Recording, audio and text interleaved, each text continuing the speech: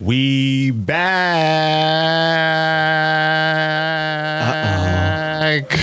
Uh-oh. We back in the building, y'all. Yeah. Episode 3. Episode 3 is live. Let it be known. Let it be known. We have arrived. We've arrived. I'm back in the States too, man.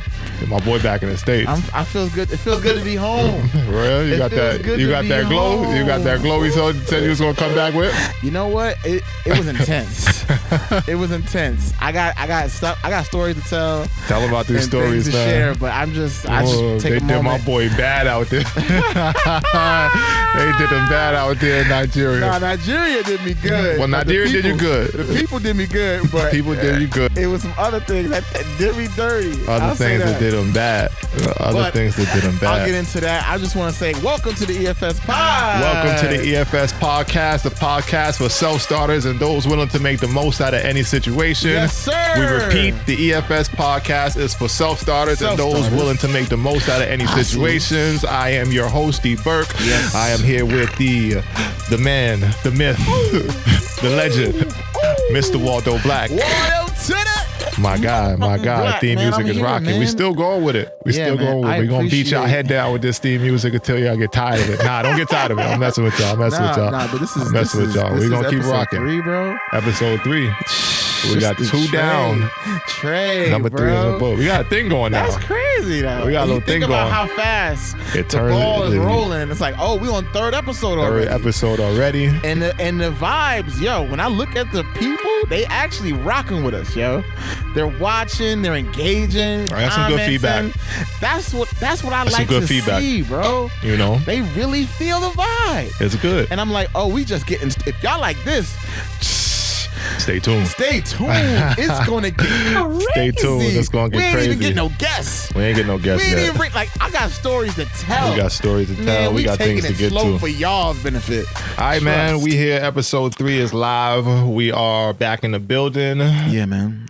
Good day. It's a Yes, good day. it is, man. I kind of like What's up? recording on the day that we drop. Because, you know, the episode is out right now. Episode 2 is We out, getting yeah. live and direct feedback, like, you know, as we are now headed Right. into the next audio adventure, if that's what you want to call I like it. it. I like it. The journey. The audio journey, the audio adventure. What's up, y'all? Hopefully y'all is amazing out there, having a great time, being great, and in general, we out here, man. It's episode 3. Yeah, man. So first and foremost, the man, the myth, the legend, Waldo Yeah. Black, I'm back from Nigeria. came bro. back from the motherland, man. I'm He's back back. from the motherland, He's back man. to tell us all the tales from afar. Yo, let me tell you. I told y'all my tales from afar last episode. You know, Listen, let me tell you, man. what we got for him? It was a juxtaposition, like a juxtaposition. like big words, right? Big word of the day. Because you know, last episode it was what nefarious. Nefarious. Talking about the nefarious women. And this time it's a juxtaposition. Bro. I was literally. You want to break down what that is for the dummies out there? The comparison, side by side comparison. All right, like 'cause from you know- but from one angle to another angle. Like it was 2 things side by side, but I got to see literally the lavish life of the luxury while he was in Abuja, and then I saw the lowest depths of poverty while I was in Oh, so you was out in the slums. McCurdy. Yeah, I was in both. I saw Alright. both, and it was eye opening. It was intense. It was awe inspiring because like even from the people that were in the highest points to the people that were in the lowest points, there was still love. There was still joy. Fact. There was still passion. Like I was like, man, just to see that no matter what state you're in, you can still have joy in your heart. You can still have love in your heart. No matter how bad you think you got it, it can get a lot worse. You know, they And- say that human beings are our purpose in this world is to love. That's it, bro. You know, whether you believe that or not, you know, it's neither here nor there. But they that's say it, man. that human beings' purpose, the reason we're put on this earth is to love. Yeah. So, you know, take that as you want, as you may, whatever. But, you know, they And say we're all here I to... gained a new understanding of love. I gained a new understanding of my people, of me, of my like. I've never been to the motherland, so this is my first time. So I'm jealous. I ain't gonna lie, I'm hating a little bit. Hey, man, it's like now it just makes me want to know more about where my tribe is from. I need to know what my African ancestry you gonna is. you gonna do the ancestry.com? No.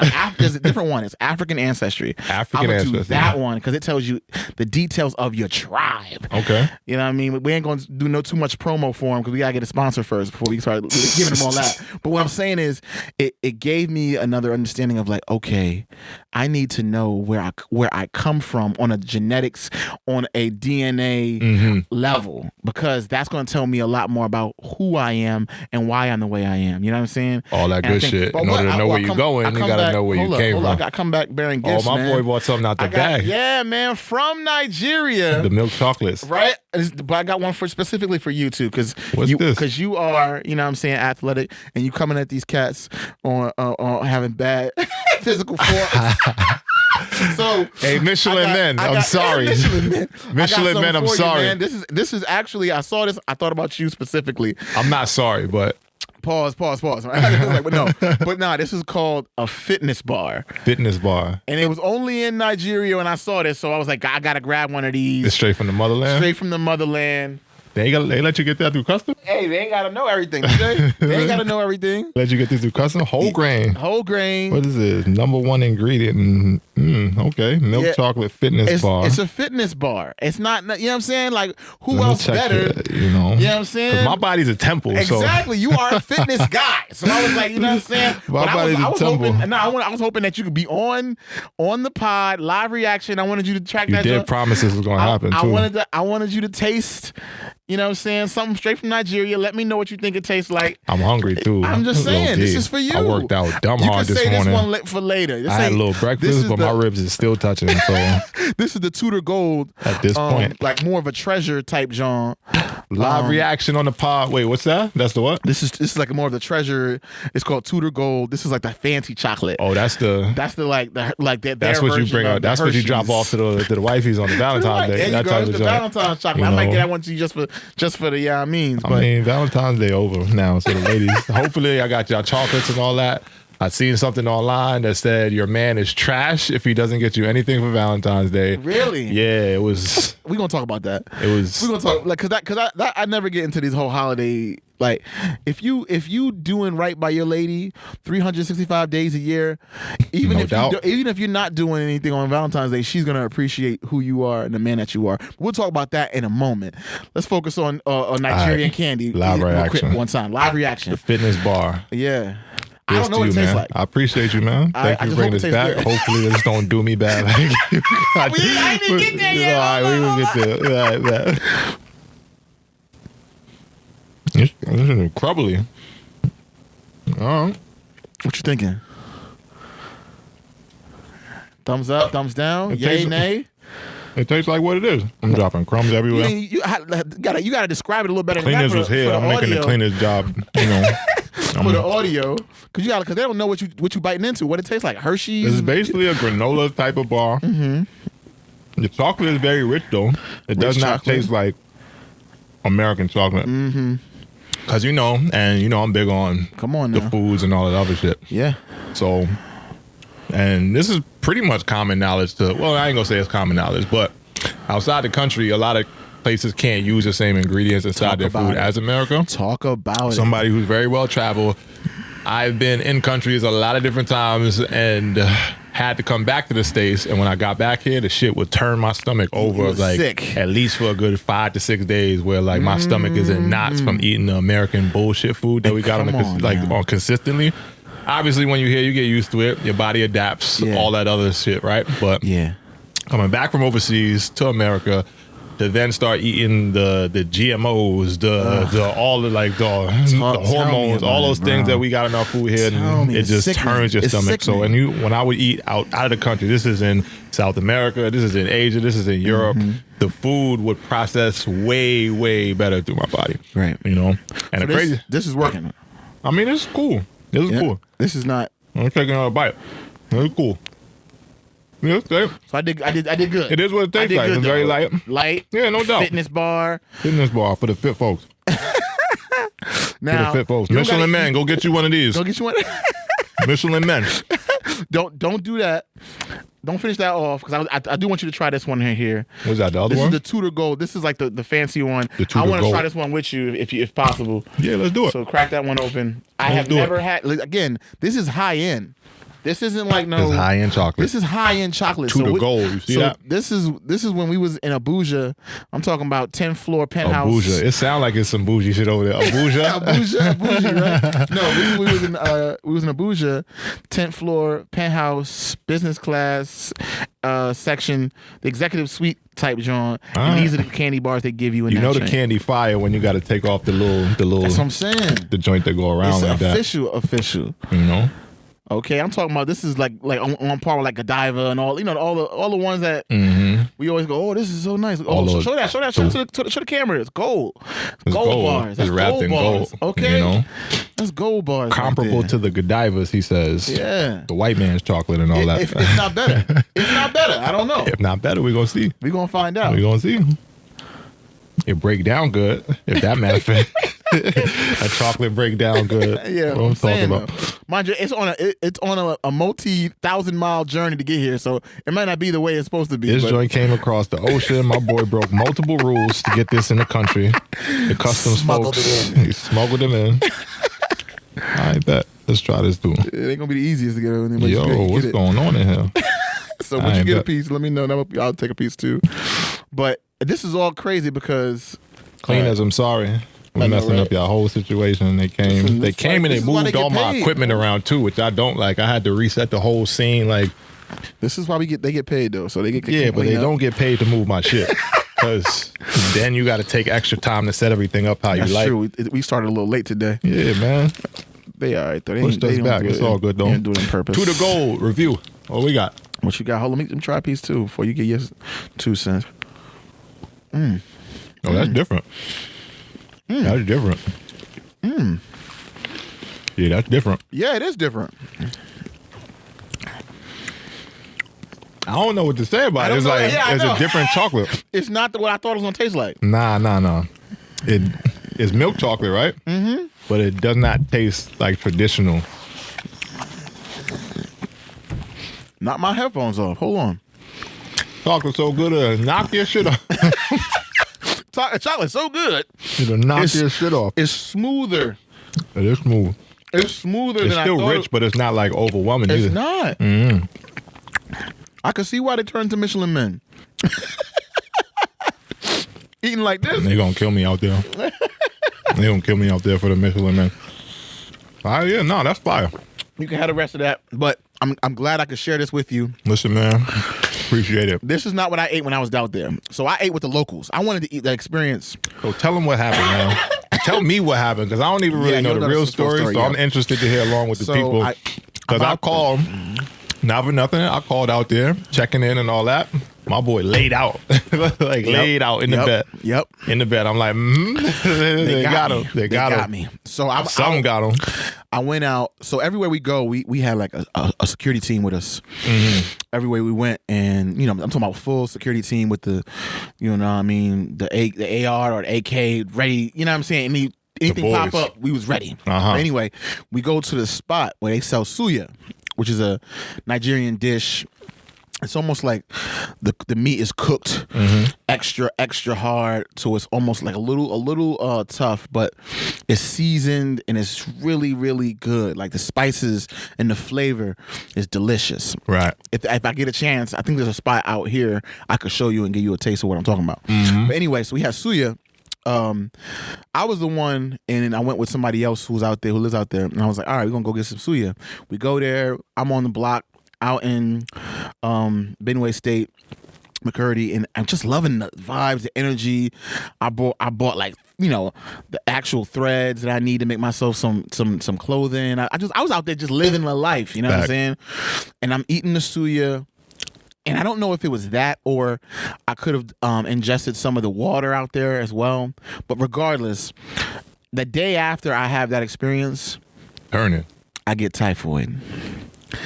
And let me tell you, there's no nice way to say this, people. Okay, there's no nice way to say this, okay? It was coming out. It was flushing my entire system, bro. Which side it came out of? Both ways? BOAF. Shouts to Shannon. Both. Shouts to Club Shay Shay. BOAF. Both, bro. cleared me out, man. I ain't never felt. I got chills, headaches, throwing up, vomiting, like it's everything that you wouldn't want, bro. Everything you wouldn't want when it comes to sickness, and my appetite lost. Everything was just bad, bro. And I had that for about 10 days.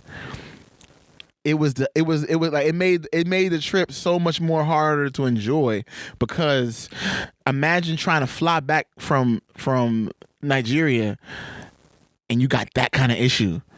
Bro, I was hopping out to sea every 5 minutes. As soon as the plane start bumping, you turbulence. I was like, is that me or is that the plane? I don't know what's happening right now. Your stomach is in turbulence right now. It's crazy. So I got hit with that, but I still pushed through, and I made some really dope connections with some really dope people, regardless of that.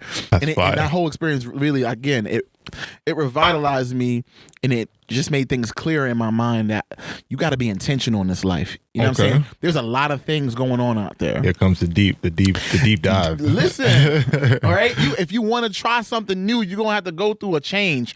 Maybe that change is typhoid, but just by having that experience, I grew from that experience on an internal and external level. I'm not the same man I was before I went. Okay. Now that I'm back, I'm like, there's an intensity as a fire. Like, there's so much more that has to be done on a global perspective than just this little old, you know what I mean? This little old section of America. Nah, we gonna have to take this thing global to make real effective change, bro. EFS is global, baby. You know what I'm saying? Do you know? And that's what came back to me. So it revitalized me. I'm more passionate to get things started, get things rolling, and just pursue some of the things that I may have put on the back burner or put to the side. Like, I'll get to it. Nah, we going. It's go time. Let's get it. So that. I love Nigeria. I love the people. Everything was beautiful, man. There's so much beauty. You just sit there and just look at everything around. Clear blue skies. It's so beautiful. The people.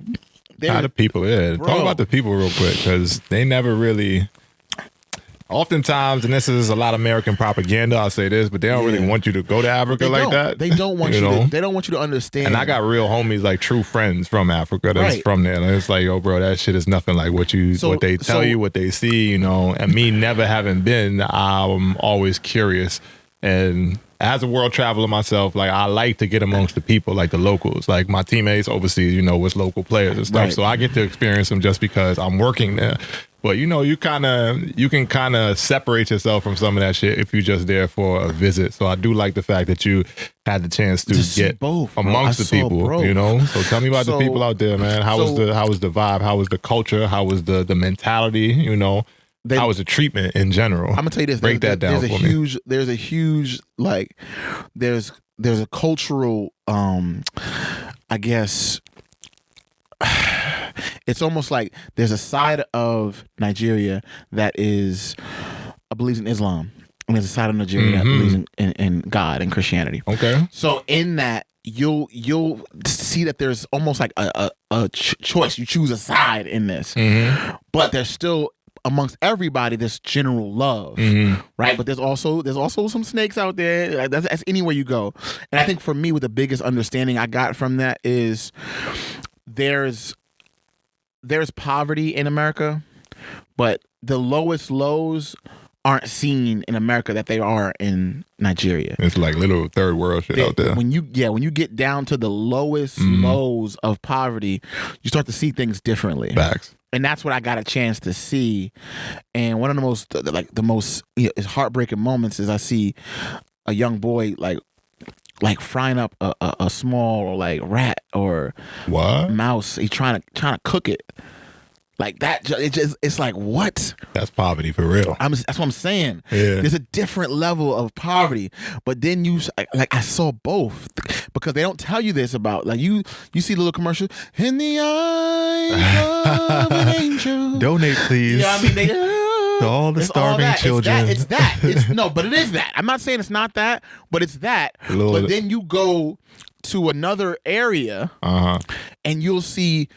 I'm talking about decadence. There's a level of beauty and high end luxury. There's like malls. We went to the mall. There's like Pizza Hut. There's Domino's. There's Cold Stone Creamery.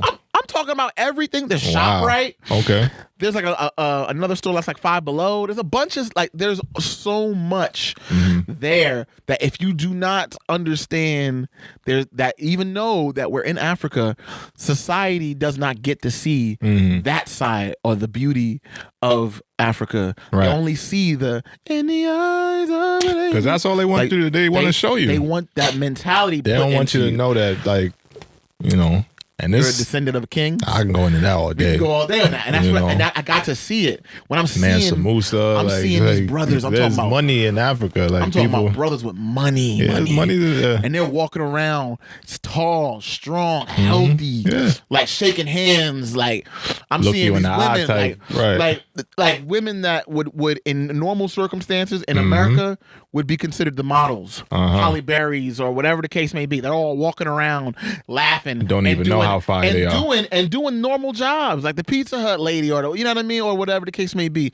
Like that one chick when Shaq was it Shaq that tried to bag or whatever? She was in I think she worked at Home Depot or something. I might be fucking it up, but she worked at Home Depot and like basically saying like you too bad to be working in here. I can't remember exactly how working at Home Depot. Nah, no doubt. I don't know about that, but listen, I just think that it was just a beauty that the world, at least I say the world, the Western world doesn't really showcase or understand. And I think if you go to a small rural town, they would never think that Africa has all of this modern day stuff, Wi-Fi, internet. Yeah, they want you to believe it's the sticks. Oh yeah, they want niggas running around with fucking spears and all that shit. They got nice cars. I see you a Mercedes is pulling up. Like, wait a minute, what's going on here? They got money out there, man. The money, but the gap between those who have and those who do not is so far and vast. For a person that doesn't have anything to climb all the way up to get to that other side, it's like the Grand Canyon stretched across. It's like that's how they try to make it everywhere. Yeah, you know? We ain't gonna get too heavy, but you know, I know what I'm saying. But that's a crazy world right now. Everywhere, you know. So, but I learned a lot about myself too, man. I just learned that I'm gonna be, in order for me to help and do more in this world, I have to be more successful than what I already am. You can't help. Tie back in. Yeah, you can't. You have to be more successful if you want to make change. There's no way around it. You got to be engineered for it. Engineered for success, right? You see? I'm banging with you. I'm just saying it's tied in. Nah, real shit. All I want to do is just help. I wanted to give all the money I had, everything I had, but it would have been a drop in a bucket or ocean, really, because it's an ocean of situations and issues in that culture. True, but you never know what it means to that individual person. Of course, and I did help, but at the same time, is it enough to change their life forever? Probably not. No. But we're gonna take one step at a time and do what we can each moment and every time. So that's where we at right now. Is like, all right, how can we improve not only the lives of people that are here, right here in the States, but then stretch beyond that. See what the people going on in Nigeria. That's why it's so important for me. Also, is like, am I Nigerian? Am I from Kenya? Where am I from? That's why it's really going to talk to me. West African slave trade. Like where is my culture from? And by knowing that, not only can I connect deeper to my roots, but also I can determine how best I can help those people if there is a need, or if I'm a part of some lineage of some tribe of, you know what I mean? Whatever the case may be. But I'm excited for that. So, yeah. Nigeria was great. I'm glad you got to taste the chocolate and taste some of this. Taste some of the Nigerian. That's a very different chocolate. Yeah, man. I wish I had some more of it. Yeah, you got some more for you right here. Come on, get some more. No, we're gonna chill. Keep going. You know, I'm messing with you. But that's fine. Thanks, man. Thank you for sharing. Let me share a little bit about that. For sure. I was interested. So, you know, for me, like, and again, as a traveler, I'm always interested in different cultures, and me never having been to the motherland myself. Yeah. Anybody that goes, anybody that I know from there, I'm always like, yo, what is it like? You know, it's on my bucket list. I'm gonna get there. Just keep anti-diarrheals on you. That's what I'm gonna say. Listen, man, I don't want to get typhoid or nothing. Just keep them on you, man. For sure. Oh man, I got vaccinations and all that before I left. Still got kicked. Hey man, listen, I'm glad you made it back safe. Exactly. Back here in one piece to the land of the land. I don't even know what to call this land right now. It's craziness going on. Election year coming up. Land of the brave. We'll say that. Heating up. That's what they call it. That's what they call it. There's another part that I'm not saying. That's Land of the Brave. We'll say that. Oh, yeah. You know what I'm saying? We'll leave it there. We're going to keep it there. Oh, man. All right, man. So what else is going on out here, man? You made it back just in time for us to view the big game together. The Super Bowl. Kansas City Chiefs versus the San Francisco 49ers. Oh, you mean the Taylor Swift reaction show? I saw that. Yeah, they pander a lot, man. Well. They pander a lot. This whole Taylor pandering shit, I'm so over. Super Bowl of all time. That's what they say, but the numbers literally go up and they might go down a little bit, but then they go back. It's like, come on, man. They say it was the most watched, man. Yeah, sure. And they trying to attribute all that shit to Taylor Swift, and I'm not buying it. Like, so you're not buying that? No. You don't think that they pander to Taylor Swift to get all these people that don't watch football to watch it? The thing is, football is like, they say baseball is like America's game or whatever, but I think even more so football is America's game. So all the people that watch football are probably in huge part Taylor Swift fans. I'm not going to say all, because I know there's a lot of people that was just as sick of her before the game as I was. No hate, Taylor, but I'm just tired of seeing you. Ooh. I'm just tired of seeing you. I can't. That's going to go viral. I can't be the only one is the next thing. Like, I don't think I'm the only person that is tired of stealing Taylor Swift. And I really just hope that when is the new album drop? I'm not going to fight the Swifties. You on your own. You can't fight the Swifties. I can't. I'm a losing battle, but I'm not going out being quiet. I'm tired of seeing it. Just go home. Are you tired? Take a break. I'm very tired. Why? Just go home and take a break. At least give them a reason. You and Kelsey, I hope y'all go on a nice vacation somewhere. You know, we're gonna see how long this actual relationship shit lasts. I give it over under 6 months before they break up. No, they got more than that in them. You think so? So you going to over? I'm going over 6 months. I give it like 5.5 months. How long has it been going on? Tabloids. So far? How long has it been going on so far? Shit, since the beginning of the last season. So we got 6 more months. End of 2023, headed into 2024. From Super Bowl date. So let's lock it in. From Super Bowl date, 5.5 months. Stop it. I give them at least 6 months, because you got to think about it. Super Bowl was February. Sure. When's the season start? Football season again, September. So from roughly September. February, March, April, May, June, July, August, September. Yeah, I'll give them to the Super Bowl so the season starts. It's over. Nah, I give it to the season starts at least. Hot take. It's over. It's over for Taylor and Travis. No, Swifties, I am with you. I stand in solidarity. Kelsey and Taylor. No. To the moon. I'm tired of seeing it. To the moon. I've been saying this, and I know I am just a person that fights anything that has to get thrown in my face on a consistent basis. That's once I see it and see it and see it, and I can't turn my eyes away from it, because everywhere you look is here. It's on your timeline, on Instagram or any social media. It's on the TV as soon as you watch any kind of Kansas City game. Filters, I'm just sick of that shit, man. Again, I know I sound like a hater. Call me what you want. I'm just tired of seeing it. Love who you love, but I don't need to see you in my damn face all the fucking time. Damn. Like, you know? And she's just literally watching the game, being her. And it's not so much her. I take it back. I'm sorry, Taylor. I take it back. It's the media that I'm angry at, because the media is really playing off of your celebrity to get views and get like engagement from fans and all that shit, because they know you run the world, and all the little Swifties are like running behind every single move you make. That's true. It's sickening. But is that her fault? No, it's not her fault, but it's like, I can't help it. I got to shoot at her because I got to. Because I got to. Here's the thing I'll say. I got to. I'm sorry. I do not like the way they made the game about Taylor Swift, because every time she was mic'd up after the game. Like it was almost like, it was like, okay. It looked almost. Oh my God, that was amazing. It almost felt how like they were like. How did you do that? Right. How did you do that? It's almost like they were trying to I caught the ball. Stop. The guy tried to tackle me. Stop. I got a couple more yards, and I fell after, and we kept going. Yeah. We were down. We fought hard. We came back. That was amazing. How did you do that? It's like, come on. I get it. I really wonder how much she actually knew about football before she started like dating homeboy. She probably didn't know much. I'll give you that. She probably didn't know much. It wasn't under her radar. She acts like it. And she's true. She acts like it. But it's also because we're looking at it from a perspective of Taylor Swift has been a childhood star and a star for her entire life. No doubt. I don't see her prioritizing knowing at the ins and out of football as part of her. Like, you know what I'm saying? She's in a different space. But I don't if put you that like on her. sports, like, True. if you I'm like just saying, sports, if she's never been not to make it sound misogynistic, but there's some women just saying they're really into sports like that. But there are some women that are. So if you actually like sports, you're better served knowing a little bit about the sport that you actually like.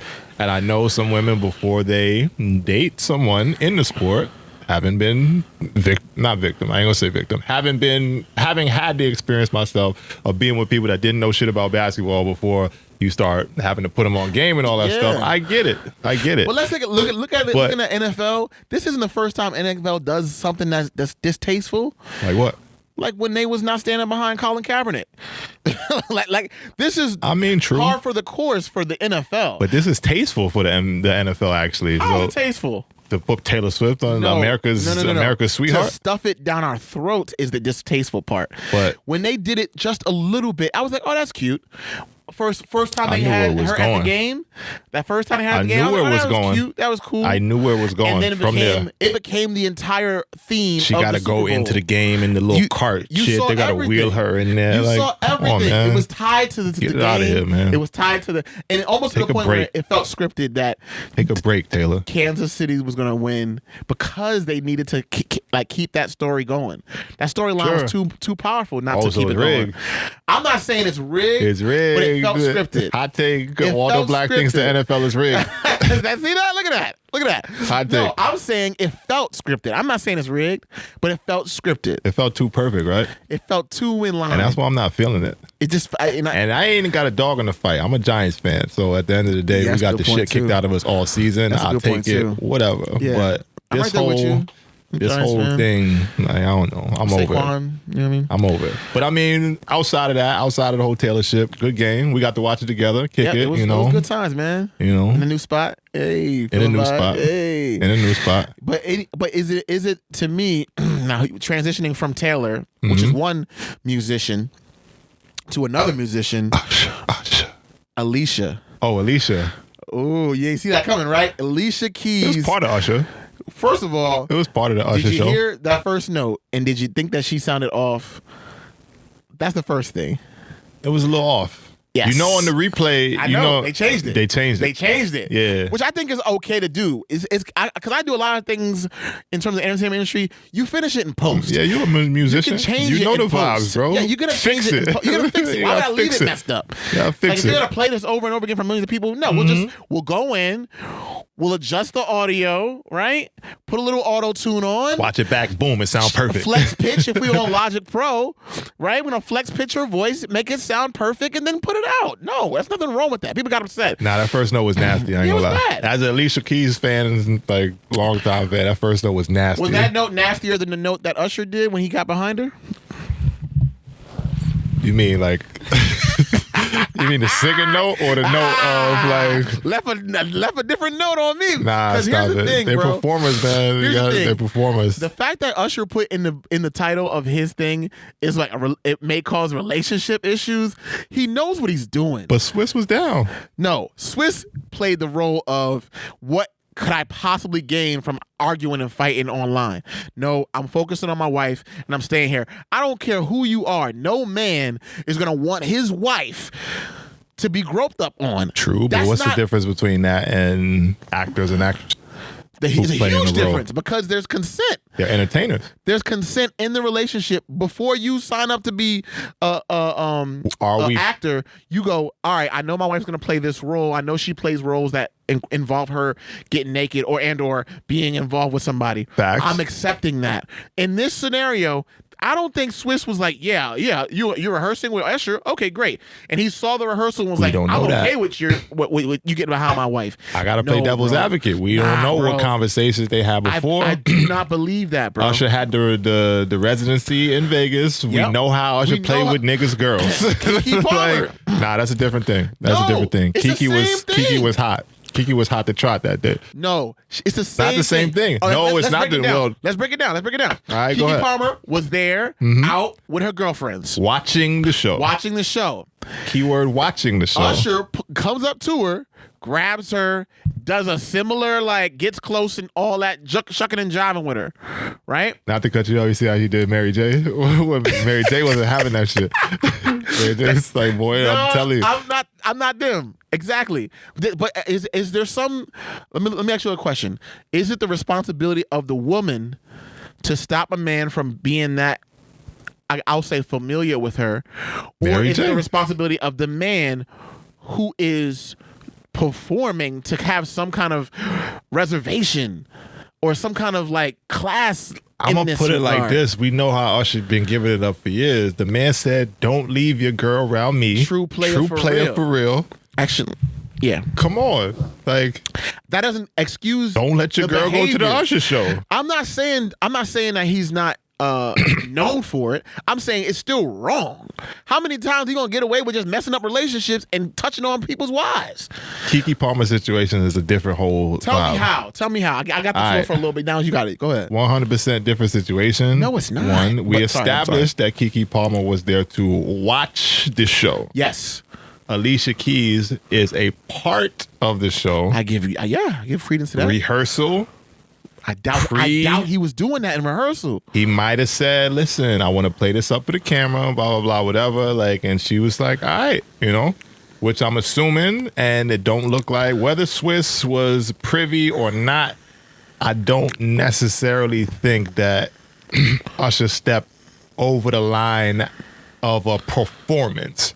Okay. I now, if I'm in the crowd watching the Usher show, if I'm a lady, if I'm in the crowd and I'm watching the Usher show and Usher just comes up to me prompted and I'm a celebrity, I'm one of the hot, because a lot of she's a singer. She's a famous it girls person. was at the Usher show, so he's knowing who's there. He knows where the seats is at. All right, cool. I'm gonna run down on them. I'm gonna make it, and he always did it with I think there goes my baby. Right, that song is when the frolicking is gonna come out of him. He's gonna dance down there and then hop up to somebody's girl. So at that point, if you a girl, you at the show, you might be a target.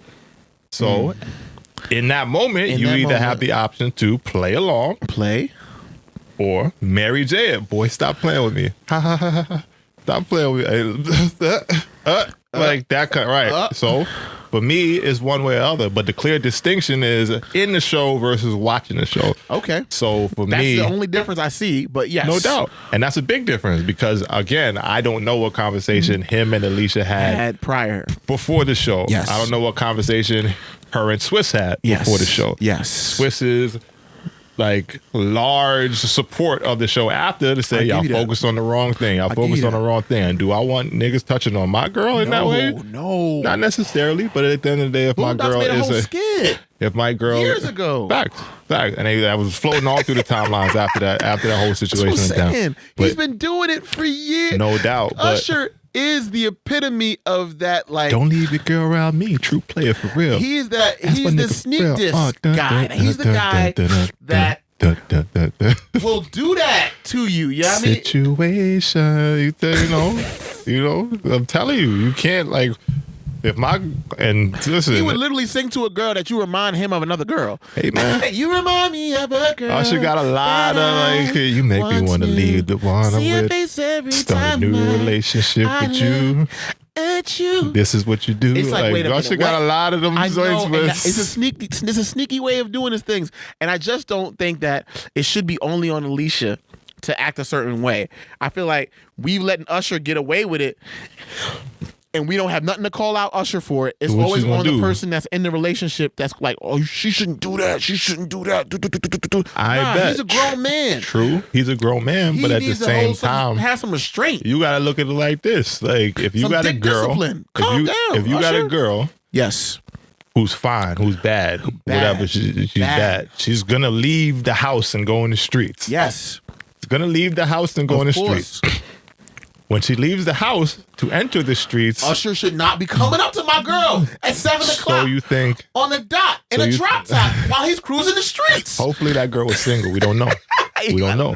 I'm just saying. You see what I'm saying? I see what you're saying, but same time, like you have to trust that your woman is going to hold it down to not let anything go, and that's just how I play it. I agree with you. So if you going, if you mind, Ushers. Because Usher speaks to a bigger you gotta conversation. Play the game. It's not just Usher. It's the whole Usher style dude that is preying There's on a lot women. of dudes like that out there. Like, that's why they did the memes. If you look at the memes online, there's a bunch of dudes like the work husband. No doubt. How your work husband is There's holding a lot of them out there. And if your girl's going to play into it, then that may not actually be your girl. But that's snaky behavior. Sure, but I'm not running down on every dude who's because then I'll be like, yeah, you'll be a lunatic. Yeah, I'm going to be a lunatic. I'm going to be. I like that. I'm going to be a lunatic, or I'm going to be somebody who's in handcuffs very, very often for assault charges. No, but I've never said that that Swiss should have did something to Usher. No, I'm not saying that either.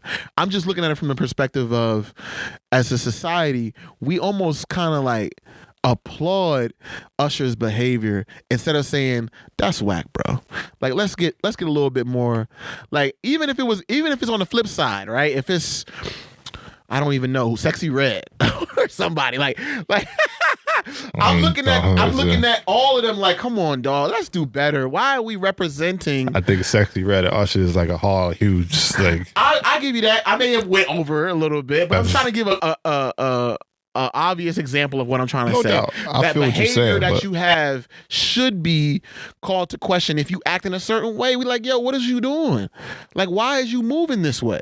And that's no matter what. Sexy Red can't sing like Usher either. No, she can't. You get over on that. That's what the talent beats out everything. Okay, or never mind. I'm gonna sit back down and I'm gonna relax.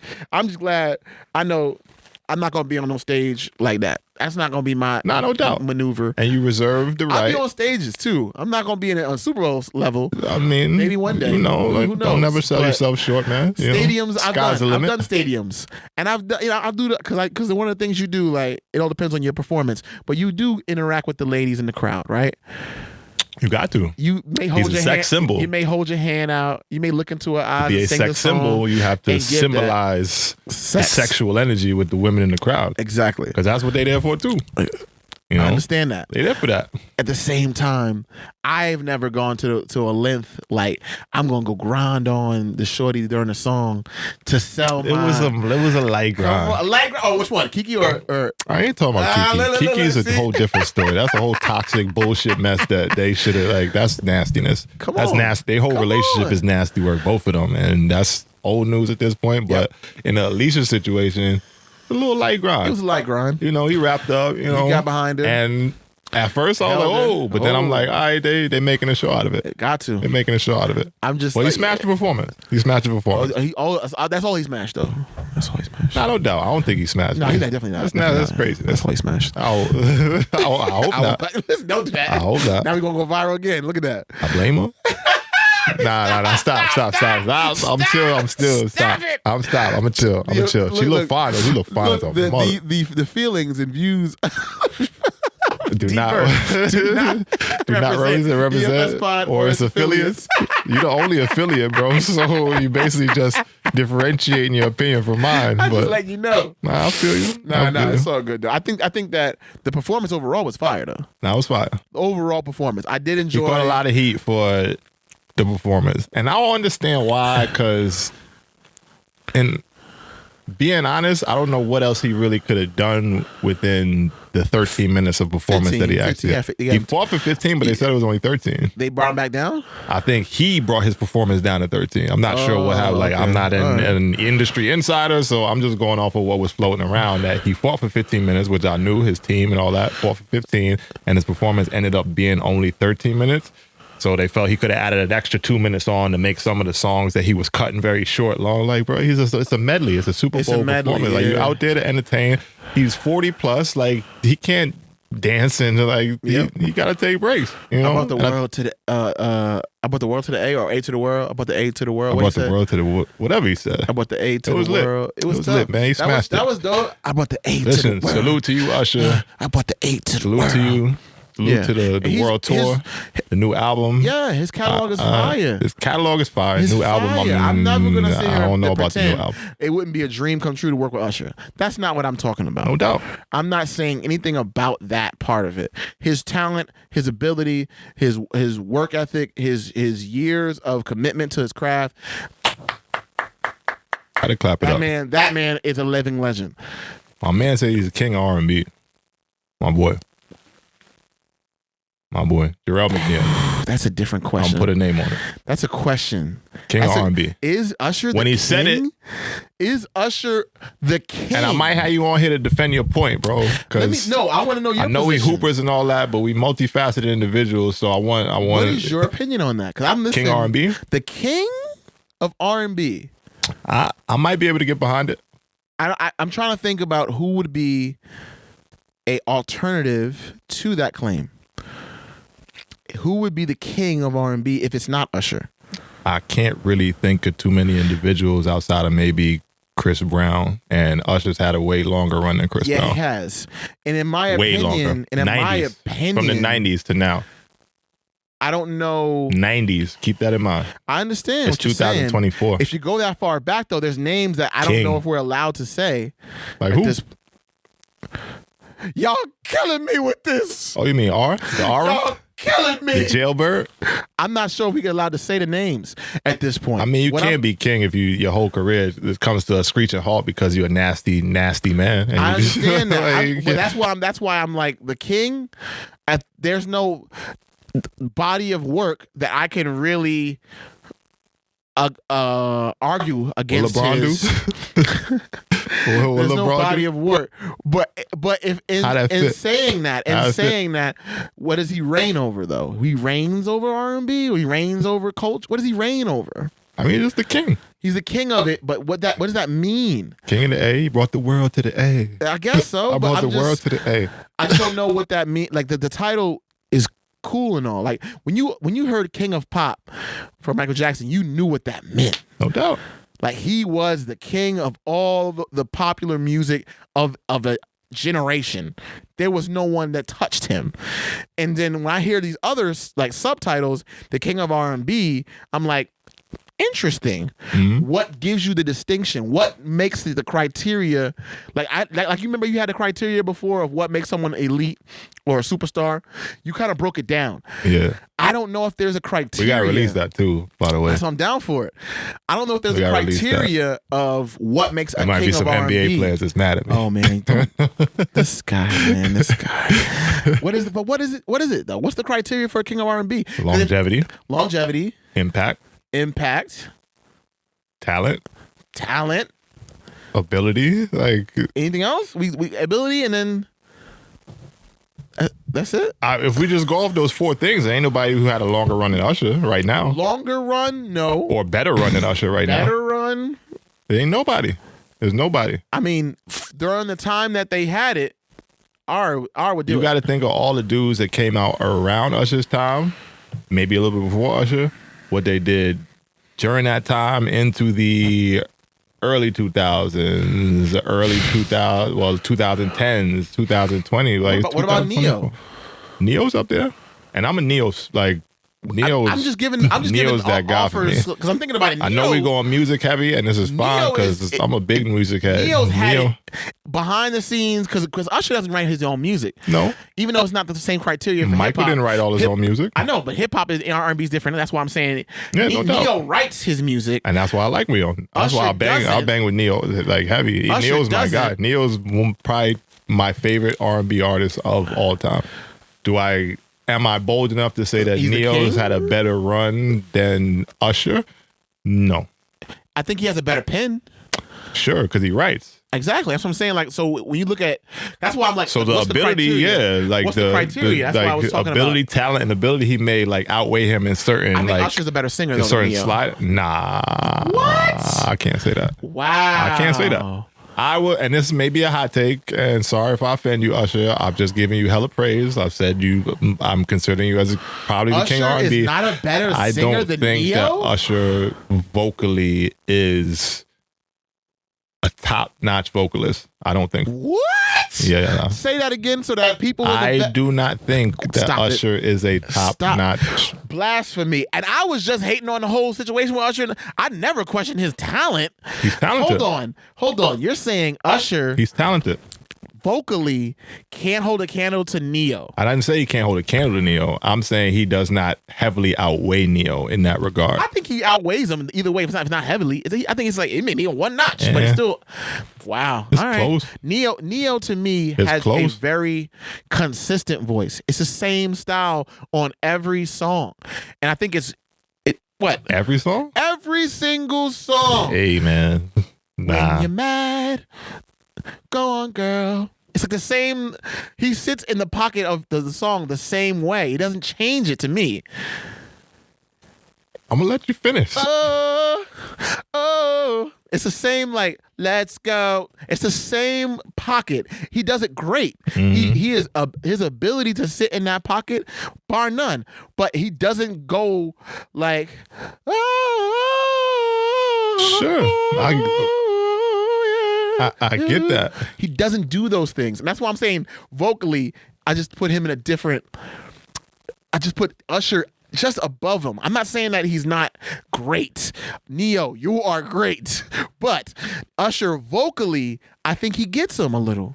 Just a little. He might outweigh him slightly. I'm just saying there's not a big gap between those. I'll give you From that. my perspective, That's fine, and I that's might fine. be a Your Neo ears- I'm a super Neo stand. fan, so I'm maybe a little bit biased. I do think Usher's a good vocalist. Okay. Yo, I think he's a good vocalist. I'm gonna eat some more of this chocolate from Nigeria. Okay. You know, got me but going I can all name a crazy. few people Who? that can outweigh Usher Please vocally. tell me. Tank, off the top of my head, Tank. Take a second. I'm mad that you said it, but I also may agree with you Tank, a little. better First of all, vocalist shouts to than Tank. Usher.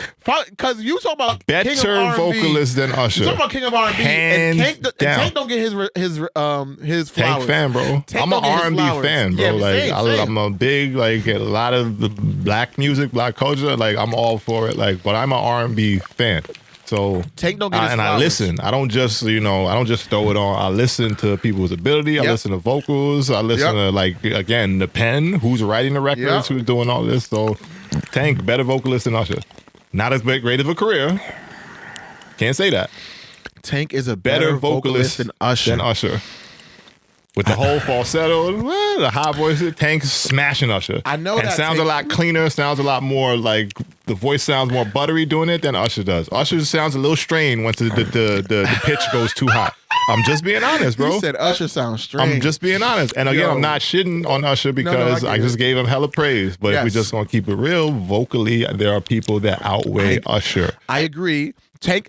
I would argue has that ability. I would even say, this is before we even got on here. We was listening to him. Trey Songz is just as good of a vocalist as Usher. Just as good.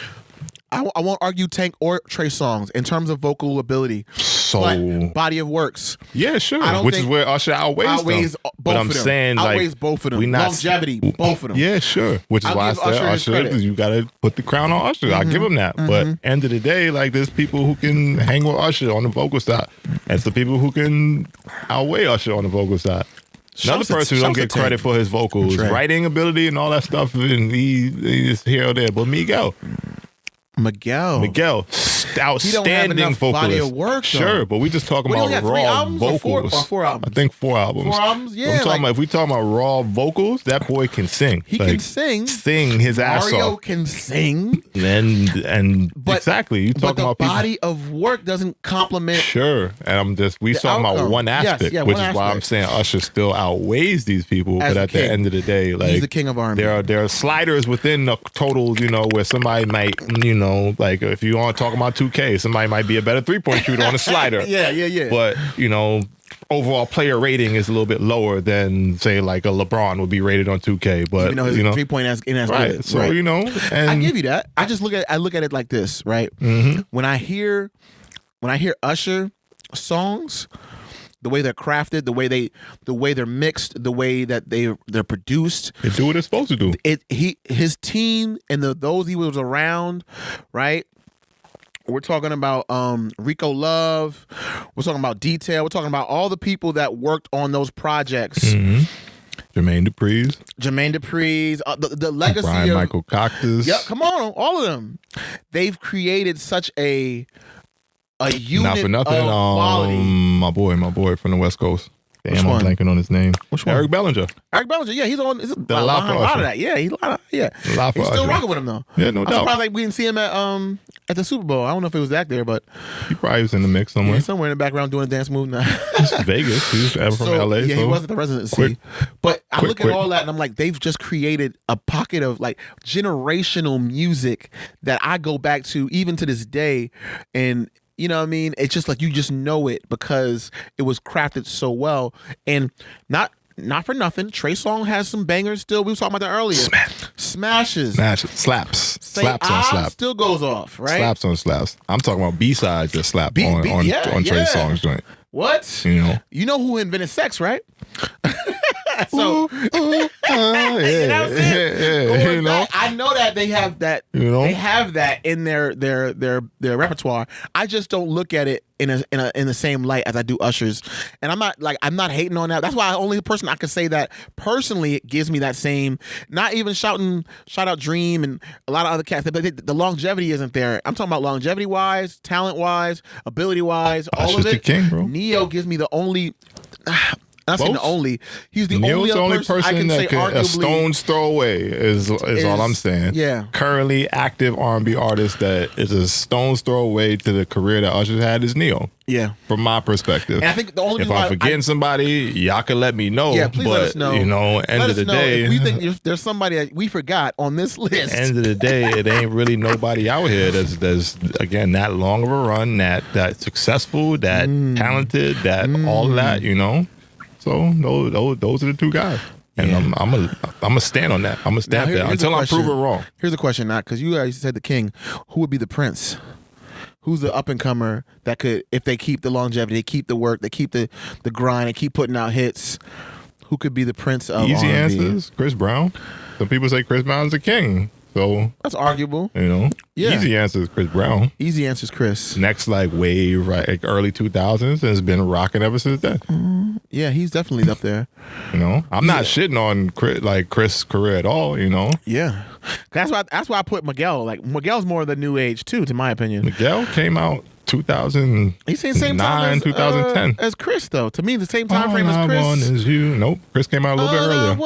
I remember. He came out, Run It. Chris came out as I was graduating high school 16, to my freshman year of college. That was Chris Brown's time. Miguel was like right as I was leaving college, like my first year or so overseas, which was like 2009, was when I got heavy into Miguel. Yeah, great vocalist, great writer. You know, he might have fallen off a little bit, but definitely fell off a little bit. Yeah, it's like that next wave right after Chris Brown was Miguel, and Miguel's had like a he was steady for a little bit.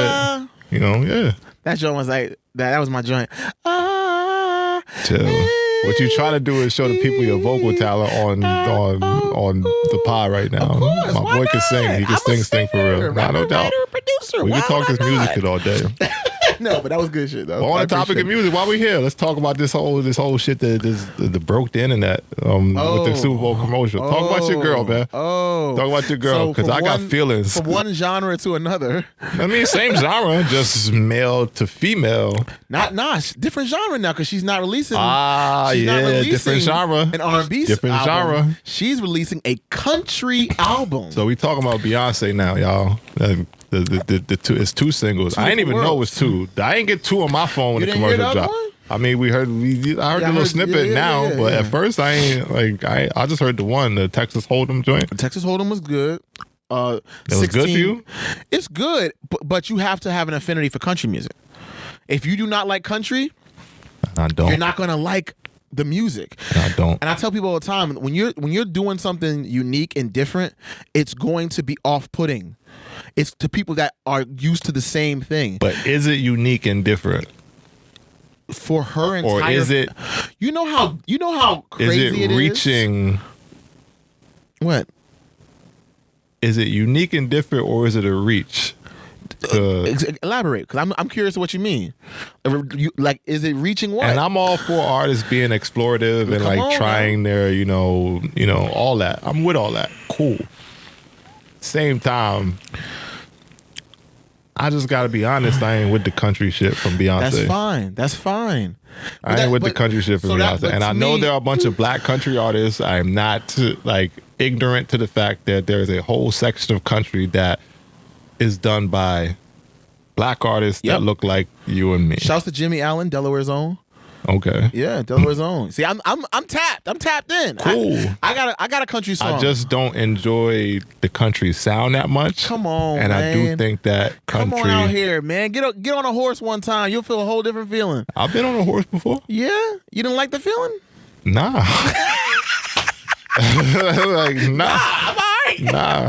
Like me being 6'8" on a horse in the first place is fucking crazy. That's crazy. So first and foremost, we just gotta make sure that the statement is qualified by a 6'8" man on a horse is fucking crazy. So already my affinity for country music can only go so far. So far, yes. Like yes. If the horse is the deal breaker, then it's it is what it is. So, but here's the thing: like country music is black music. It was born from black people. So it was rock and roll.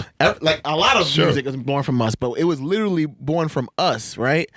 I went to the Country Music Hall of Fame, and they have a whole section in there that speaks about how we started it. It was ours. No doubt. And then, like everything else, so it gets absorbed and, you know what I'm saying? Repurposed, we'll say that. And I look at this as not necessarily her making a different genre of music. She's making black music. Sure. But this particular black music may have a banjo, like that, or some other elements in it that's a little different than our common, tracks that we've heard from Beyonce. Mm-hmm. But this isn't the first time Beyonce has shifted her position and how she makes and creates music. She used to be in a group, whole group, for God's sake. An R&B group. Exactly. And ever since she left that group, she's been an R&B artist. Technically, she's been pop sometimes. Pop and R&B. Yes. We had the whole conversation about pop before. Yeah. So that. But again, when she's creating, I don't think it's right for us to limit what she can do as an artist. Because I'm listening to her as an artist. I'm like, okay, this may not be for me, 6 foot, 300-pound black man from New York City, but it may be for somebody else that is in Texas or is in a rural town. Sure. That never. I know she's from Texas. Never heard a black woman sing the songs that she's singing. Core. I get all that. Exactly. I understand all that, and I'm not trying to limit Beyonce. It's like, listen, my opinion is a drop in a fucking bucket to Beyonce. It's like super successful. She's gonna be successful regardless, right? Right. Yeah. Like she's gonna do what she want to do. I'm not trying to limit anything she does. Like just like when I wasn't trying to limit Drake when he made that whole album. House album, yeah. Right. The fuck is the name of that shit again? Damn, I'm blanking on the name. It's all right. It's all good. It's one of those albums that you just go. I know one of the songs on it is called Massive. And Sticky and all that. Like, how sticky it get. I wasn't trying to limit Drake when he made that album. Shit wasn't for me. Like outside of like 2 joints on there. The joint at the end with 21 Savage and then Sticky was kind of cool. Massive was I wasn't fucking with Massive at first, but I came back later. Was like, all right, it's got a nice little bop to it. But again, you definitely have to be in a certain mood to hear. Point is, I'm not trying to limit the artist. That shit just ain't got to be for me. So if that makes me a hater, like then cool. Yo, I'm not here. Hater, they gonna say it. No, they gonna say it, and I'm fine. I'm okay with that. I'm fine with that. Here's why I'm okay with Beyonce being a country artist. Is because she's from the country. She's from the country. It's not like she's faking it. Okay. She has a ton of I guess association to country already. Mm-hmm. And I think as long as she's not writing songs or the songs that's being written for her, because she don't write all her songs, but as long as the songs being written for her. Neo wrote a couple snaps. Double back to Neo. Double back to him, right? Wrote a few slaps. King of the pen in this R&B game. Wrote Rihanna a few slaps. Wrote a lot of few. King of the pen of the R&B game is going to be. It's probably going to be Neo. But I asked him on the conversation. You got a lot of cats that's in that lane. But anyway, what I'm saying is, not Rihanna. Got me thinking about Rihanna now. Beyonce literally has done so much in the R&B space. If anybody's queen of R&B, it's her. Is that Is there hesitation on that? I'm not going to take too much time to argue that point because we're going to drag it out way longer than we need to. But is there anyone else that you could think of that would be the queen of R&B? Just throw a name out. I'm willing to have at least that be said because I'm not. My mind can't find anyone. Somebody, yes, thank you. Just all right. yet. So we can. There are, to me, better artists. Stop it. Beehive, please don't do this to us. I'm one man. I'm one half of a whole podcast. I'm gonna take that back. Not better artists.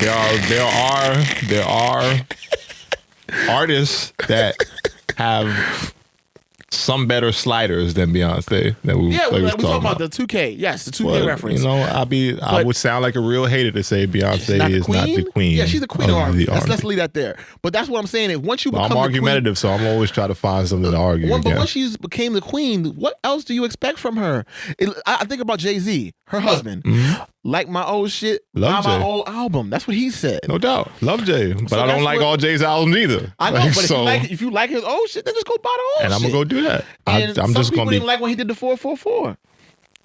It was like, oh, no, this ain't the Jay I wanted. I have mixed feelings on 444. I love it for a lot of reasons. Some reasons I didn't. Right. But I look at that and I go, okay, he's able to be what he is because of all the bodies of work he's did in the past. He don't got to do that no more. He doesn't. He doesn't have to I'm all for artists growing, but just don't expect me to grow with you is all I'm saying. Me growing with you as an artist can go great. I can also fall off the bandwagon just because it's like you go in a direction that's not organic to me. And I'm not going to sit there and force myself to listen to some shit and say, this is fire just because you felt like doing something a little different. So I guess you don't like the What's the Name album either. The Outkast, not Andre 3000 album. The Flutes? Come on, dog. I can meditate to it. Come on, dog. Outside of that, I'm not throwing that shit on. Rap. Motherfucker, rap. Like, you great at that, so rap is my perspective. I understand, but he also can explore himself. That's what art is supposed to be. He want to explore himself, sure. I'm all for that. Do what you want to do as an artist. Explore your craft, explore your creativity, explore all that shit. I just don't have to go along with you is all I'm saying. That's fine. That's as fair. The consumer, I don't have to go along with you. I'm not hating on you. I'm not tearing you down as a person. I'm just saying I don't have to go along with you. That makes sense. And some shit be trash. Some shit just don't be for me. We're not saying Beyonce I'm not calling trash, it. I'm not saying Beyonce is trash. Please don't. I just don't like the two country songs. But again, I don't like country music. So, and anybody who really knows me knows that. I'm not a country person. I'm not a folk person. I'm not for a lot of people though. You know, it is going to be hard for a lot of people. But there's going to be just as many people that's like, oh yes, Beyonce, we love this. Oh, it went viral already. All right, 18 million. So she got enough support. She don't need mine. You don't need mine. You don't need mine. No, she doesn't. I just love to drop talk about another Lemonade. Drop another sure. Lemonade was fire. Lemonade should have gotten her album of the year. That's a whole nother story. He gonna get Jay mad again. You gonna get Jay mad again. Chill. Don't get Jay mad. I understand how she has the most Grammys, but she never got album of the year. It doesn't make sense. I mean, it's true. This young lady here. It's truth to it. I like the fact you call his wife young lady. Yeah, like that. That's some different shit. Yeah. That's some different shit. I don't like the Grammys, no way. I never understood the whole concept of the Grammys. I don't get it. I don't like it. Fuck them Grammys. Yeah, it's just fuck them Grammys. Outside of Killer Mike, shouts to you, bro. Yeah, shouts to Killer Mike for that, man. That album is fire. I'm glad he won that shit because I went back and started knocking that shit again. I know this is like a couple weeks now, but still, I gotta say it just for the people to know. Yes, sir. Amazing album, sir. And I'm glad you won that. You are appreciated, brother. Like, fuck all these little niggas who's just hating on you, Casanats and all of them. Like, fuck all that. No, we're not going up against Kai. Don't go against Kai. I'm not going against Kai, but Kai needs to do his research. That's what I'm saying. These little young pups and all that shit speaking their opinions on shit that's like way over their heads. Like, go do your fucking research. Because this is my issue with the young motherfuckers. Talk your shit, nowadays, young people don't like to search for shit from the prior generations. Come on, dog. When we ever do that? When we was young, we did that shit either. Yes, I did. I know I didn't. I did. When I was as a young person, I wasn't caring about no research. As a young person, I went back and did my and this is probably because I had great older people in my life that was putting me on music and all that other shit. But I was never a young person that would just be like, oh, this is fire now. Because all this shit came from somewhere. So at the end of the day, you have to go back to find out where the inspiration for what you listen to now came from. Like, you think I was just like old enough to experience freaking Luther Vandross and Teddy Pendergrass and freaking like even on the rap side, the freaking Grandmaster Flash and the Furious Five. Like I wasn't in that era, but I reached back to kind of figure out where this whole thing came from. Right. And that's the problem with a lot of these young people nowadays. And that's why they piss me the fuck off, because they just got all these opinions and they got all these platforms and they got us so much to say, but they don't actually do the work to research things that are. And the cost in that situation is even more egregious because Killer Mike is still current. Still current. Has had critically acclaimed albums for a little while now. In Kai's defense, he did say much love to Killer Mike, and he prefaced after it. After he went so animated to say, "Who is this man? Why is he?" He prefaced it first, then went animated. So what? Don't preface it, and then the effort to go over the top on why he should win does not match the shout out to Killer Mike and all that shit. Because then you just wash away everything you did before that. Yes, fair. From my perspective, bro, like do your research. And if you don't, then cool, then shut up. Then shut up and don't open your mouth about shit that you don't really know or understand. From my perspective, respectfully, because you can't do that. Respectfully, shut up, because respectfully shut up. Yeah, nah. And I know it's been talked about and all that shit, but from my perspective, bro, you too young to have an opinion on certain things. Damn. Without actually doing the work to speak. And I'm big on I don't speak on shit that I don't actually I'm not into, I don't know about, or I don't actually do the work to start to understand. Shut up. Ooh. Nothing wrong with shutting up nowadays, because everybody feels like they have the right to talk about some shit, and this is America, so we have freedom of speech. Go for it. But don't jump out there sounding stupid over some shit that's clearly a great body of work. Yes. And anybody who's an actual rap fan, hip hop fan that listens to that album should know that. And but here's what we're saying: can two things be true? Can you say that it was a great body of work, but you still, because this is a different generation, right? Sure. And what spoke to them in their generation was Utopia. Great. So in terms of just the feelings, two things can happen. And I heard both. Right. And I'm looking at it from a perspective like this, right?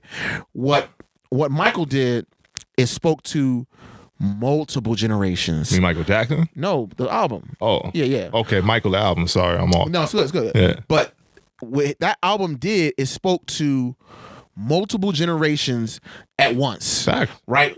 If you was 50 or you was 15, you can take from that album and absorb it and learn life lessons. If you actually listen to the album. Exactly. And then if you go to Utopia, it's only speaking to 15 to 35. That's the small I would even cut it short of that. 15 to freaking 25. 28. Yeah, it's 25, 28. So even still. 28. But you get what I'm saying, because I listened to Utopia too. I was like, okay, it's got good vibes. Very sonically, And what I'm saying is, when you look at those two different aspects, the two things can be true. You can feel because Travis is speaking to your generation, that's the album that should have won Rap Album of the Year, just like the other one was. And I think because the Grammys are not just a popularity contest, it's about the art and the excellence of, especially when this is on the 50th year anniversary of hip hop, coming off the heels of that, there's a lot of what does rap mean nowadays. And I think they wanted to vote in a direction that spoke to the 50 years of this long history. Not that long, it's very short when you think about it in terms of music and in generations and all that. But looking at the 50 years, what is the first album that wins right after the 50-year anniversary? It was only the right choice that could have been picked, and that was the album that was speaking to multiple generations about real life and an everyday man. And I think that's where it was timing more than anything against Travis. So Travis had a phenomenal album, just like that Cardi B year when she won versus him. He had a phenomenal album too. But it's just was that timing. Astroworld? Yeah, Astroworld. Yeah, that was a fire album. But we're talking about something that right now, in terms of Killer Mike's album, that it really was the time to speak some real shit. No doubt. And I think he won because of that. Salute. But I'm saying, if you're a young pup, make sure you listen to the album before you go jumping out there to say how how Utopia should have won. And Utopia was cool. I think Astroworld was a way better album than Utopia, if I'm just being honest. But I'm also 37. So That's a different to me, I'm not going to kill a mic before Utopia any day. Different eras. And again, I heard both. I'm not shitting on Travis. Great sonically, not a great to me, lyricist I'm tapped or in. anything. I listen but, to something, but depending on the mood I'm in. I got different moods. I got different moods. So I did listen to Utopia, but Michael got way more knocked than Utopia to me. Yeah. But again, it spoke to me more. But I'm also young enough to try to understand what is lit now, and I do both sides of it, and shout out to Castanat, does a lot to make a lot of impact, and he definitely impactful for sure. Get into the money, do what you gotta do, support the young black youth, and I'm never gonna shit on y'all doing what y'all gotta do to make a living for yourselves and tell you to whatever. Shut up respectfully, I will tell you to shut up respectfully when it's time for you to listen to some older people talk, because bro, I'm over a decade older than you, so there's life experiences I got that you ain't got yet. There's life experiences that you got that I never had, so I'm not trying to make it seem like I'm the end all be all. My opinion matters more than y'all. I'm just saying, do the research. Yeah. You sound like a dickhead. You sound like when you don't do the research, and then you just jumping out there with your opinion, and you so animated to make it sound like what you're saying is fact. No, the album should not have won Rap Album of the Year. Maybe to you, sure, and it's opinion based. I get all that shit, but that was a better rap album than Utopia was. That's just that. That's what's up. But fuck the Grammys at the end of the day, because ain't nobody really jacking that shit anyway, regardless. But yeah, that's that. I think we wrap it up on music, because I think we just touched all across the music. We went rap, we went R&B, I'm here country. for it. I'm here for it. Everything music today. I like this episode. This is a multifaceted podcast content space, this and is I'm all we need, here man. for it. Yes, sir. We're going to turn this thing right back to my core, because it's NBA All-Star Weekend, and we here to talk all the shits about the All-Star Weekend that we are currently in the midst of. Hell no, I never watched that shit. Never. Shannon Sharp was the coach, and Stephen A was on the other side. Shannon Stephen Sharp A going Super Saiyan right now. I ain't gonna lie. Shannon's everywhere. Shout out to Shannon. Shannon's getting to that bag. Shannon is everywhere. Shannon, right now. if you could please mentor me in the content space, let me know how you're doing it. Help me. I'm not too proud or too bold to need help, because OG, man. you got a good thing going. Multiple platforms, multiple big time numbers, millions and millions. He won the game. He won the game. Great. He's that guy. So Stephen A lost? Yeah. You seen what happened to Stephen A? Now what happened to Stephen A? He got hurt. What'd he do? The night before practicing, the joke story is that Michael Parsons crossed his ass up and he sprained his ankle. But literally had to go to the hospital, get x-rays and all that shit. But from his mouth, this was on First Take yesterday, would have been yesterday, from present time, not when y'all listening.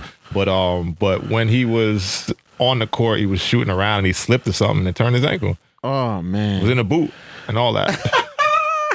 So I'm sorry, Steven. Went into the game hobbled, so I'm guessing that's why we ain't win. But hope you feel better, Steven. Yeah, I don't never watch that All-Star game. They ain't real hoopers. It's cool and all that. I think it's fun to see them go out there, man. Sure, it's fun to watch them make an ass of themselves. No, I think because the number is a number. They try to put, some WNBA stars. No doubt. I'm all for making the game somewhat a watchable basketball experience. But at the end of the day, man, I'm here for you want to see them dogs. I want to see the dogs. And I'm not a really big All-Star Weekend fan for the competitive aspect of it, but I support All-Star Weekend just because it is a showcase of the best talent in the world at that point in the season. Well, it used to be.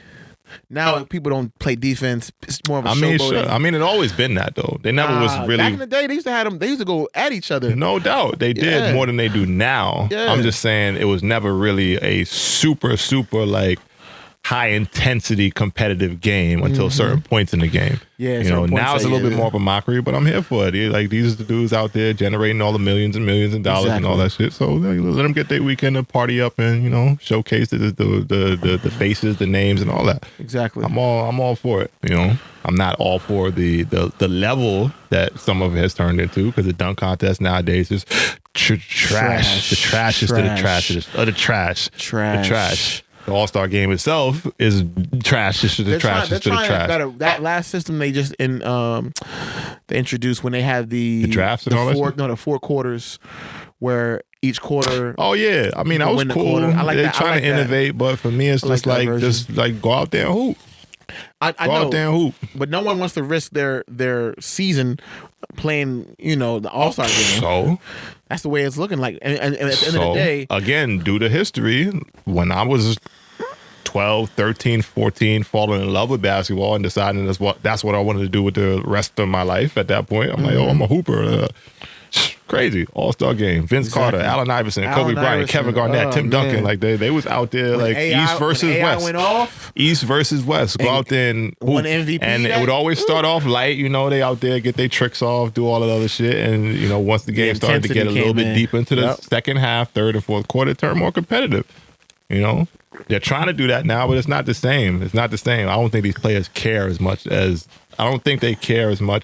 about the product as the prior generation did when I really fell in love with the game. Is that because they realize their value and their worth isn't indicative of what the product is being sold as? But it is. Why do you say that? It is because this is why this whole in-season tournament shit came around this year, because they're realizing that we got to bring more money into our next negotiations. But like TV rights and all that other shit, like funnel more money into the league. Though the players don't. I don't feel like they're getting the numbers that they want. So they're like, why am I going to go out in this numbers as far court? As what? The amount of money they should be getting paid. A lot of niggas is overpaid now. Overpaid in what standard? In what standard? In the standard of the league and the eyes and the marketability of the NBA is so much higher that there's so much more dollars funneling into the league, so that naturally goes into the players' pockets.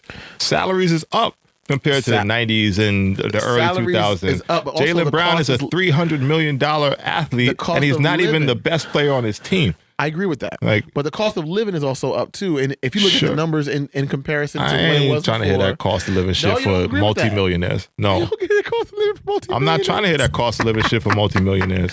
You got generational wealth. I agree with you. Generational wealth. That cost of living shit don't affect you. It does not. So that means that every person that goes on that court should be playing their full hardest with their heart out. Every person that goes to the NBA All-Star game should have a little bit more pride in the product that you're putting out. I respect it. To then affect the next generation after you.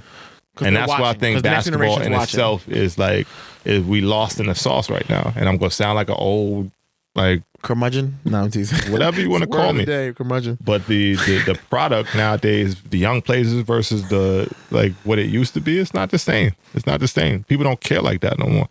And that's where we at in society. So it naturally just trickles down to the athletes. They don't give a shit that much more. There's a bunch of entitlement. I think they were overfed for so long that they think certain shit is supposed to come to them naturally without actually, again, giving a fuck about the product. Well, who do you think still cares and shows that each and every time they step on the court, and would be a person that you would say, all right, y'all youngins, go watch him. That's how you play the game. That's how Giannis, one person. Giannis, shouts to Giannis. If we just talking about actual all-star level player, Giannis, Steph. I believe KD actually cares. KD's going out there to and not guy. Even say easy money in the All-Star, of course, because you're gonna you could take your foot off the gas pedal in the All-Star game. I get it. Nobody wants to get hurt, but how you play the game in general to me is a big thing. Being out there for multiple games in a row without taking nights off, or and again, injury is a whole different thing. But if you're not injured, get out there and play. Get out there and play with a high motor. Get out there and play with a high level of competitiveness, and get out there and again put on for your generation of players, especially if you're a generational talent, because you have to understand that the young people is looking up to you. And it's not. I'm not putting this person in this category, but Stephen Curry literally changed the game of basketball for the generation that's now coming behind him. Changed the league, changed the way basketball is kind of played. To the point where it's a little toxic. I'm not. And I agree with you. I was watching a middle school basketball game, and all they want to do is shoot threes. All they're doing is just chucking threes, but did not put the work in. Y'all didn't even get open. Yeah, just grit the ball over the half court line. No doubt. And get ready to just. No doubt. I feel you. I understand 100%. A couple of them make it. It gets bad. I'm like, they're gonna keep doing this. But the point is, people are always And it goes back to even like the EFS thing, like trying to put on for the next generation of people.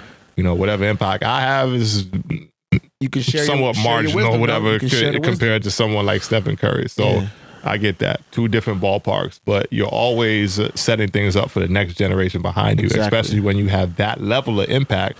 And how you go about things like says a lot about the responsibility that you feel like you carry for the game, for the product, for the sport, you know? So for me, like just because you paid buku dollars does not mean that you should then take your foot off the gas pedal to say, I made it, you know? And that's just a personal thing. Yeah. That's just a personal thing, like not a personal thing with me. I'm saying that's like a personality thing. Right. And that always been in play. There were players in the 90s that got paid and just like, oh shit, I'm gonna kick my feet up, whatever, you know? Right. But there's also players, the Michael Jordans, the people that was like, give me all the dollars, but at the end of the day, I'm out here to make an impact. Yeah. And show people like all the work I put in was for a reason. And these are the footsteps that I'm trying to lead you to follow. I respect that. Like Mike, I want to be like Mike. That only came because Michael said, I'm going to go out there and dominate the game. And I'll play the game the right way. I'm not going to cheat the sport. I'm not going to half-ass it. Like all that shit, it matters to the next people behind him. And I don't feel like we got a lot of people for success.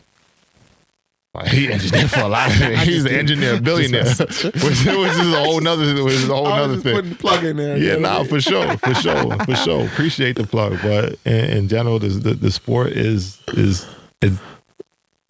dying, even down to the grassroots level. I don't think it's dying. I think it's there's a point where, you know how like remember when I remember back in the day. It was early 2000s, and we heard this for the first time. Soulja Boy? Boom, Soldier Boy, tell him, right? And what everybody overreacted, the ringtone songs, everybody was going crazy, and they said hip hop is dead. Even Nas made an album called Hip Hop is Dead. It was at that point. It wasn't dead though, because if anything, it's like a phoenix, right? But just because it burns itself up doesn't mean it won't rebirth from the ashes. I think what is dead is the way we understand it, the way we appreciated it, and the way we looked at it. There is another thing on the horizon that will change it, and it'll be something different. I have a lot of faith, even when it comes to hip hop, when it comes to sports. It's not going to be the same way we looked at it before. It's never going to be what we had, because what we had was our time. Sure. Now that they have it, we have to trust in them to take it to wherever it's going to go. And I know that it may seem like ours is dead. Too many people I trust right now. Yo, you crazy, dog. Ain't too many people I trust right now, if I'm just being honest. You don't trust Jason Tatum? Yeah. Okay. I like Jason. There's a bunch of cats that Donovan Mitchell. I like Donovan. I mean, there's more people in the league that I think once the heavy hitters get out the game, they're going to open up, and you're going to see like a maturation in their game that is going to allow them to really showcase and shine. Like Luka's still what, fifth season? Luka's a generational talent. He's going to be. The league is in good hands. Don't worry. It's going to change the way we look at the game. The style of play will change. Sure. But it will never, you know what I mean? Like Caitlin Clark. She's now doing crazy numbers. Crazy numbers. Iowa. She just got the record the other night. Shouts to her. Exactly. Shouts to her. Because the game is changing. It may not look like what we known before. Stephen Curry product. If you just pretty much back to the point I just made. Let's go back to that, right?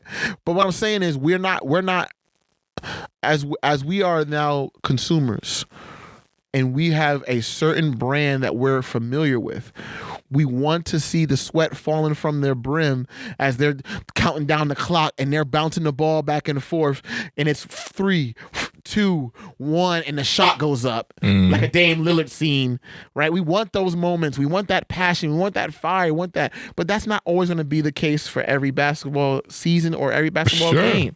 And I think we have to learn to accept this new age style if we want to continue to be basketball fans. I can accept it and still be a basketball fan, but not like a lot of it. Okay, that's fine. Because I'm only really going to watch what I like and enjoy, which is why I only watch like consistently a handful of players. Right. Like, and to me, the guys that emulate and embody what I've mentioned before are the ones that I gravitate to. Got that dog in them. Yeah, for sure. And there's going to be some new dudes just like that, but I feel like it's going to be less and less and less of that. And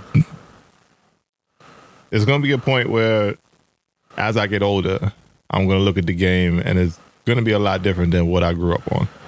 And I'm okay with that. Yeah. Because everything transitions in life. I can't be a person that talks about transitioning as much as I have and then be like, so rigid in my stance about just things progressing to another state. But somebody has to uphold the standard for like what is and what was, So as long as it's people like that, as long as it's OGs, like shouts to those people. I think mama mentality is still living on in a lot of players. Of course. But we're going to get to a point where people are going to be current basketball players that have never seen Kobe Bryant actually play a game. Just like we're at the point now where there are young basketball players who don't know shit about Michael Jordan outside of the shoes. Exactly. But they know the legacy. They know the name. They know why he's great. But they don't understand. Seeing the shoes, and understanding. Seeing the shoes and saying those is fire is different than being young, not being able to afford the damn shoes at that point, and watching them play on TV and being like, this is like black, like Jesus on the basketball court. I was like 16 when I got my first pair of Jordans. You know what I'm saying? Like, it's a different feeling. Yeah, it was crazy. It's a different feeling completely. When it starts to get re-released and re-released and re-released, then it waters down what the actual original thing was, That was a time capsule. That's a moment. That's it's just a different era. It is a different era. A different era. Yeah. But shouts to all the NBA dudes. I ain't gonna sit here and beat up on y'all too much. I'm gonna watch the game. I'm not gonna like 3/4 of the game. Hopefully it's competitive by the fourth quarter.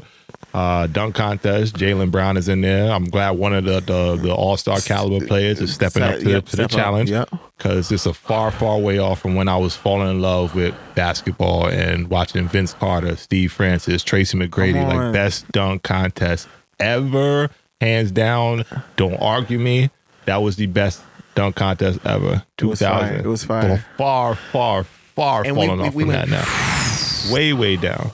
That's what I'm saying. That's what I'm saying. Zach LaVine and Aaron Gordon, like that was in the last. That was fire. No doubt. But ever since then, decline again. That's what I'm saying. The game goes along with like situate. Like that's a clear indicator of where the game is at right now. You're not wrong, but you don't gotta say it like that. I ain't always right, but when I'm right, I'm right. I know that. I ain't always right, but when I'm right, I'm right. What's the ball name? I'm drawing a blank. G League won last year. McCollum.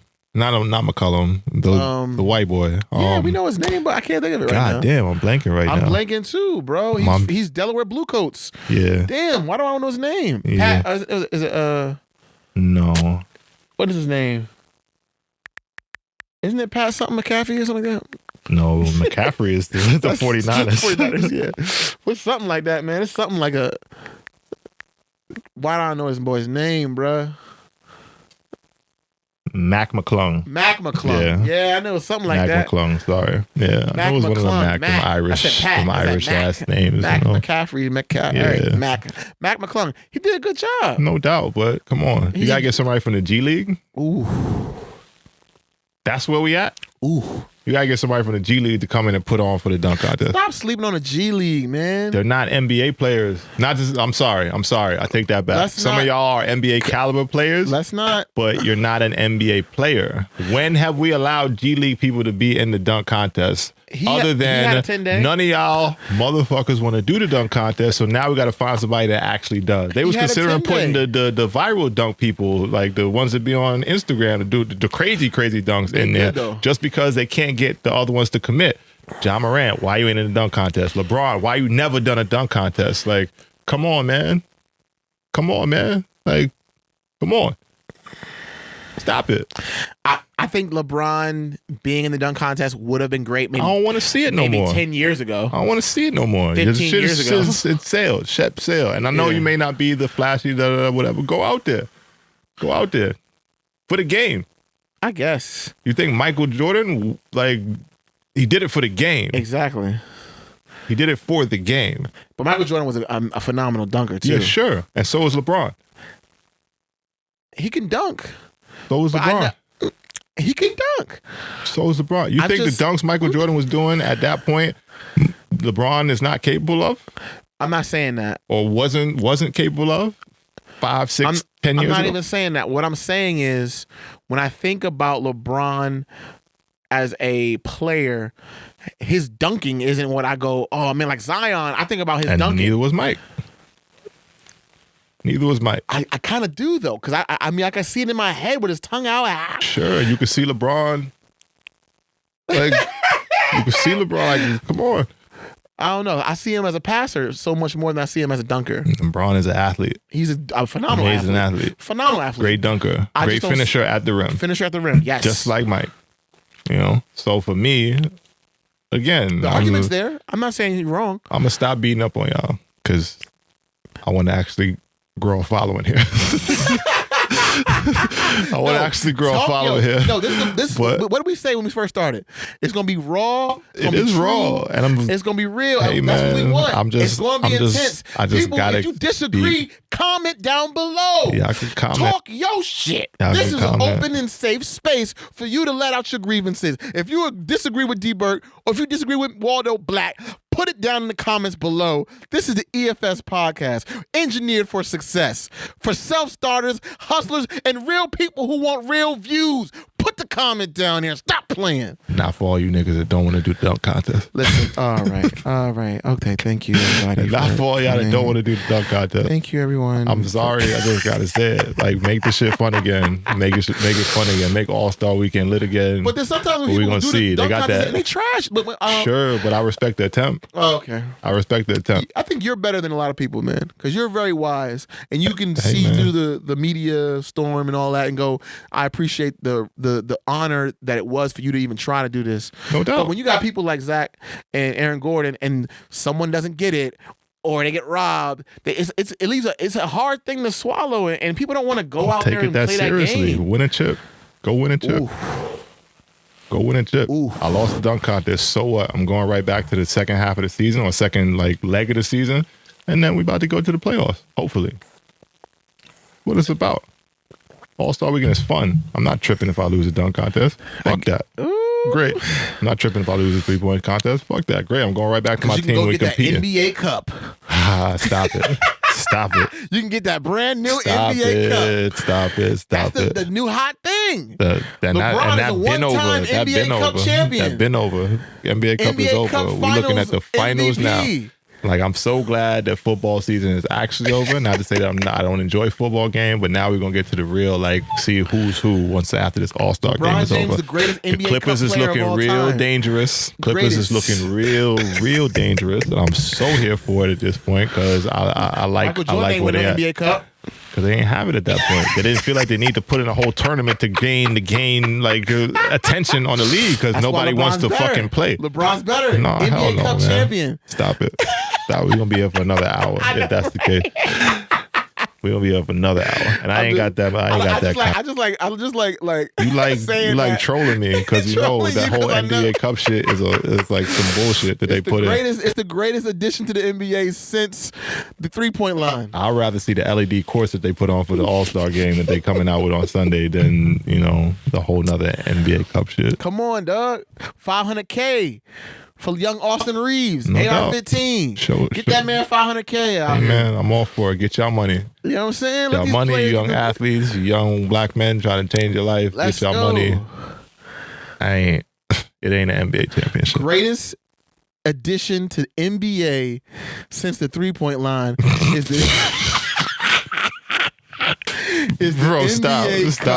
You've been behind, but stop right now. The inaugural NBA Cup champion, LeBron James. Stop right now. I'm going to cut your mic off. You keep talking that.